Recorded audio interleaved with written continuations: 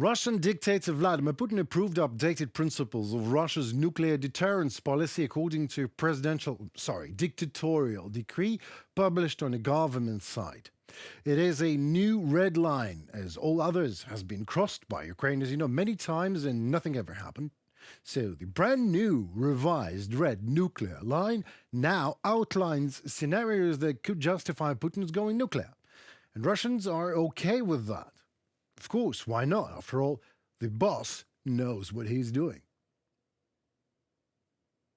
We, as martyrs, will go to heaven, and they will all simply die. Vladimir Putin, President of Russia.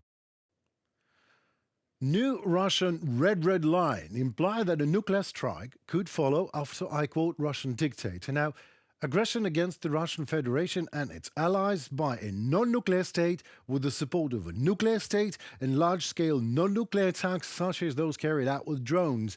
End of dictator's quote. Translated from Putin's language to English, that means a nuclear war of destruction whenever Putin says so, whoever Putin says against. So Putin first proposed changes to the nuclear doctrine during the last Russian Security Council meeting on nuclear deterrence. He claimed that Russia does not need a preventive strike as part of its nuclear doctrine. I quote the man again, because in a retaliatory strike the enemy will be guaranteed to be destroyed. End of quote. Kremlin spokesperson Dmitry Peskov said this is a signal that warns the West of the consequences if they take part in the attack on our country by various means, not necessarily nuclear. Since launching its full-scale invasion of Ukraine in February 2022, Russia has repeatedly issued nuclear threats against Ukraine and the West.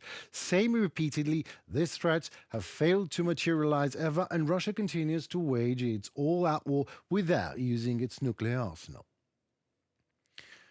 What the new Russian nuclear strategy means in easy terms is Putin shows his wrinkled fist to the West and calls it a new nuclear deterrence strategy.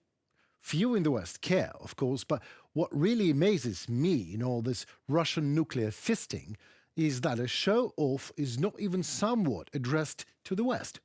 It is a 300% domestic audience orientated in Russia show that requires 0% actual effort with negligibly small percent of investment, in comparison with the cost of Putin's criminal war, of course, which makes up around 40% of the whole Russian budget, by the way.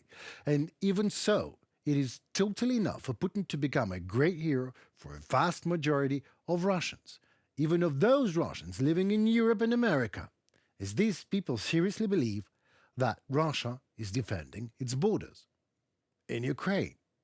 And that actually is true. If we consider, of course, what Putin himself once said aloud and publicly, Russian borders never end.